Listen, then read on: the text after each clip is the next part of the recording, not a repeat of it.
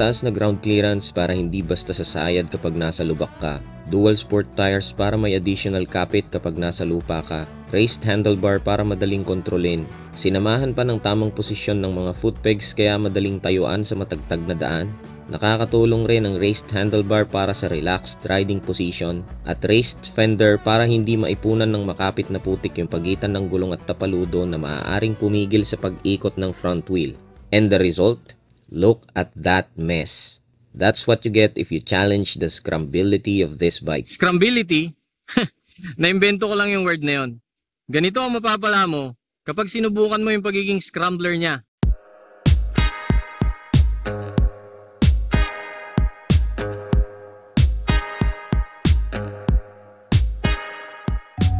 Well, don't go scrambling unless you're okay with getting dirty. Tama yon. At isa pa, scrambler lang yan. Hindi yan dirt bike. Don't bring it to the mud. Tama rin yun. Bakit mo nga naman kasi dadalhin to sa lubluban? Baka mamaya may buhaya pa dun eh. Walang buhaya dun.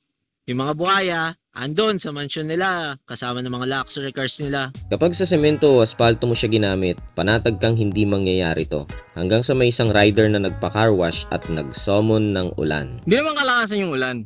Pero sapat na para magputik yung kalsada. Sabi ko, okay lang. This is what you get for wanting a scrambler-looking bike. Pakonti-konti lang naman yung talsik eh. Maya-maya pa, yung pakonti-konti ay naging pakonti-container na. I was getting showered from every direction. And in just a few minutes, isa na akong ganap na taong putik. Napuno na ako ng dumi. Pero syempre, mas marumi pa rin yung budhi ng mga nakaupo sa gobyerno. Nakakatuwa na isa to sa mga pinakamaliwanag na stock headlight na nasubukan ko. Pero nung nagsimula na siyang magpa-facial, halos wala na siyang maibugang liwanag sa kalsada. With the current configuration of its fenders, talsik is inevitable. However, with just simple tweaks, you can get rid of all of this. Sasabihin ko sa inyo yan mamaya. Ano ba namang review yan? Umpisa pa lang, constructive criticism ka agad. Relax! The FKM Express 500 SC is an amazing bike. Tawagin na lang natin siyang SC500 para mas maiksi. And stay tuned! Good things about this bike are about to drop. Even when you feel low, you can still go. Even when you feel slow, you can still go. Even when there's no hope, you can still go. I never answer to no, man, I still go. Go, go, go, go, go, go, go, go, go, go, go, go, yeah, go, go, go. Hustle hard, hustle every single day. I'll be making moves till I'm buried in my grave. Bro, diretso na. Bro, diretso na. Bro, diretso na tayo. Oo, diretso na, diretso na. At dahil wiped out na yung putik na kumapit sa mga gulong, namnamin na natin tong asfalto ng Marilaki. Woo! Sarap, boy! This bike launches like a rocket. Sa malumanay na piga pa lang, ramdam mo na yung pagkalalaki niya. At kapag duminga ng konti, para kang binabala sa tirador. At habang mas pumipiga ka sa silinyador, mas nararamdaman mo rin yung G-force na nangiiwan ng kaluluwa. Its powerful thrust is highly addictive. Wala ring dead spot yung napakalambot na throttle niya. Active yung torque niya sa buong RPM range. Sa low RPM pa lang mapapangiti ka na. At sa high RPM, hihiwalay na yung panga mo sa sobrang tuwa. Masarap din siyang pang cruising. Sa 6th gear, pwede kang magstay sa 70 kph sa 3,400 RPM at 80 kph naman sa 3,800 RPM. Nasa decent speed ka pero relaxed ang makina. The engine is very responsive. Ramdam na ramdam mo ang bawat gahibla ng buhok na idinadagdag mo sa pihit sa silinyador. Almost instant yung response niya eh. Sa observation ko, pinakaramdam yung kapangyarihan niya between 6,000 to 9,000 RPM. Doon din pinakamasarap mag-shift up. But don't get me wrong, mahilig ka man sa short or tall gears, kaya kang i-accommodate ng motor na to. At dahil napag-usapan na rin lang natin yung shifting, malambot at smooth ang pasok ng gears kapag kumakambyo ka. Pero may times na kahit smooth ang pasok ng gear, may clunky sound kang maririnig. Pero minsan wala. Nung una naisip ko, baka depende lang yon sa kung saang RPM mo ina-apply yung shifting. Pero hindi eh. Random talaga siya. Well, hindi naman apektado yung riding experience mo, but it's still something to point out. Ang isa pang nagpapangiti sa akin ay yung malambing na pasok ng engine brake. Hindi kanya idudukdok. Napakalambot pa ng clutch nito. Hindi magkakaroon ng biceps yung mga daliri mo kahit sa mahabang ride. Kung ikukumpara siya sa isa pang big bike na FKM na Falcon X400, Malaki ang pagitan nila kung ease of riding ang pag-uusapan. Napaka-manageable nito. Pati sa vibration, mas ma-vibrate yung Falcon. Dito sa SC500, halos walang vibration sa idle. The higher the RPM, the more noticeable the vibration becomes. Pero hindi siya yung vibration na nakakairita. Pino yung vibration niya. Yung vibration na normal lang kasi hindi naman siya e-bike. 5'8 ako, at ganito ako kapag inupuan ko siya. Mahaba ang suspension at mahaba ang suspension travel. At 19 inches ang diameter ng rim sa harapan. Yung mga bagay na binanggit ko ay nag-aambag sa mataas na seat height niya. Napakagaan ng handling ng SC500. Kapansin-pansin din yung stability niya sa high speed. Walang wobble, walang kaba. Its weight helps it hold its line even in strong crosswinds. Kung ikukumpara naman sa mga mid-capacity bikes na nagamit ko na, hindi nalalayo yung power delivery nito eh. Hindi rin nalalayo ang power to weight ratio. Max RPM, max torque, curb weight, kapareho lang siya nung 2-cylinder 471cc scrambler ni Brand H. So hindi basta-basta magpapahuli ito. At mas masarap to sa bangkingan, promise. Mas mabigat yung aktual na timbang nito kaysa Falcon X400 but for some reason, mas magaan siya sa pakiramdam. Actually, nakahinto man o tumatakbo, mas magaan to sa pakiramdam eh. Madali siyang iwas-iwas sa mga nanggugulat na lubak at sa singitan sa traffic. Mas top heavy pa nga yung Falcon kahit mas mababa yun eh.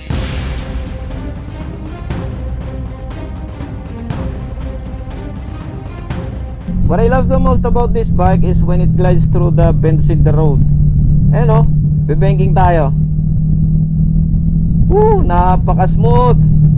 Attacking the corners is the most fun part of riding it. Kumpiyansa ka na hindi ka basta titilapon dahil sa magandang balance, magandang cornering clearance, at sa kapit niya sa kalsada. Diin na diin sa pakiramdam habang nakalin ka. At ito ang salarin.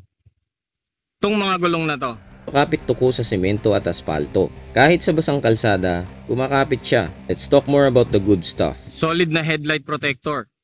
Kung sa akin to, I would probably take this off. Why? Because why not? Yung mga pailaw, all LED. Yung stems ng side mirrors, brake and clutch levers, shifter, brake pedal, foot pegs, mga tubo ng cooling system, beefy lahat. Yung mga bikes sa 500 lineup ni FKM are built like tanks and the SC500 is no exception. At meron siya nito. The Betlog Stopper. Betlog Stopper. Betlog Stopper. Betlog Stopper. Sa totoo lang, hindi ako fan ng tunog ng mga 2-cylinder engines na may 180-degree crankshaft dahil sa tunog na parang lawnmower. But I love the sound of this one.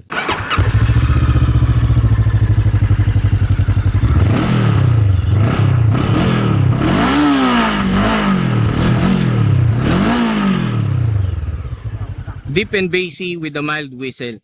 Kung sa akin to, okay na ako sa exhaust system niya. Hindi ko na siya papalitan. Yung cooling fan, medyo maingay kapag umaandar na, para kang nasa pabrika. But it's doing a great job not only in maintaining the engine within the ideal working temperature, but also in keeping the heat away from the rider.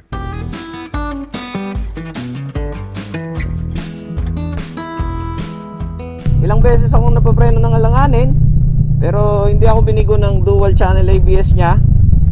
Ang napansin ko lang, parang medyo mas sensitive yung ABS sa likod. Pakiramdam ko minsan, pumapasok yung rear ABS kahit hindi ko naman siya kailangan. Hindi naman niya sisirain yung riding experience mo. Medyo nakakapanibago lang sa una, pero nakakasanayan naman. Imagine sa presyo niya, nagawa pa nilang lagyan ng floating disc sa harapan. Ano naman kung floating disc yan? Anong babapala ako sa floating disc? Let me explain.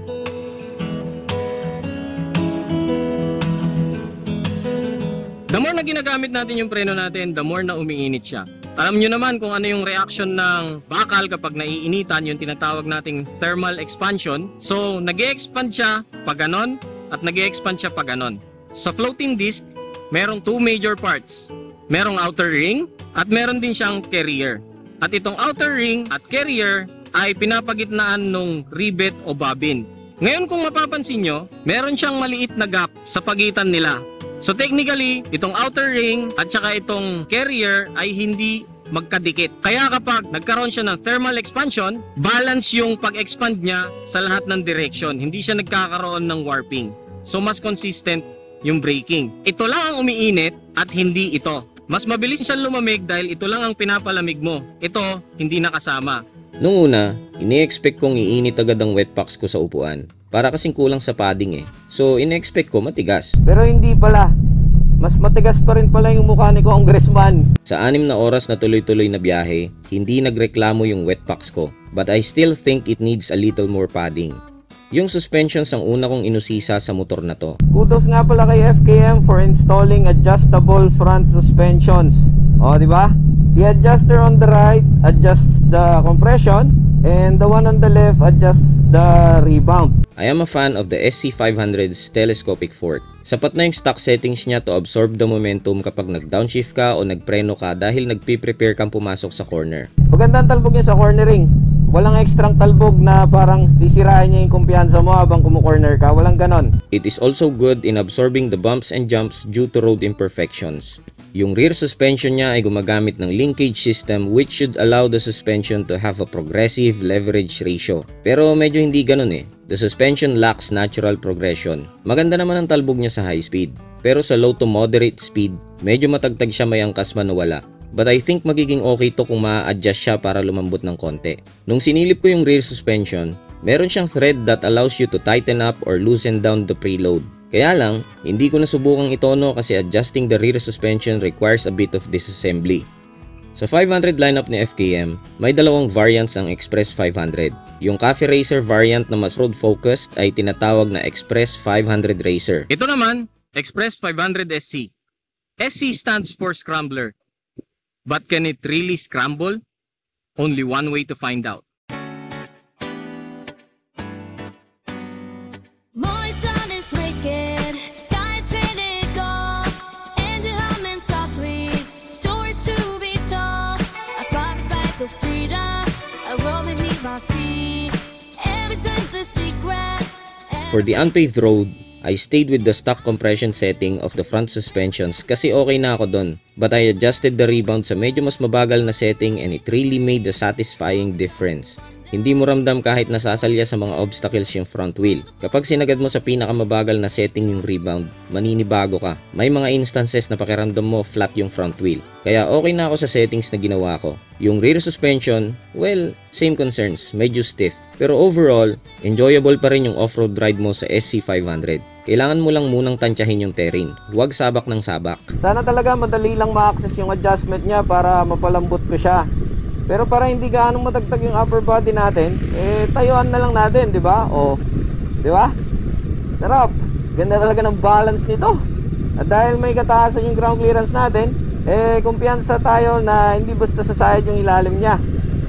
I just really wish na may way na ma-off yung ABS.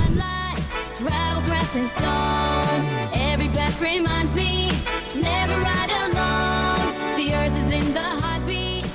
Napakagaan ng manibela kahit mabigat yung motor, and that helps you to easily maneuver through the dirt. Syempre, factor din yung 19-inch front wheel para madali niyang mahakbangan yung mga tigidig ng terrain. Wala siyang traction control. So magkakaroon ka pa rin ng kaskas experience kapag nag-off-road ka. The dual channel ABS is always on which makes the bike less immersive when going off-road.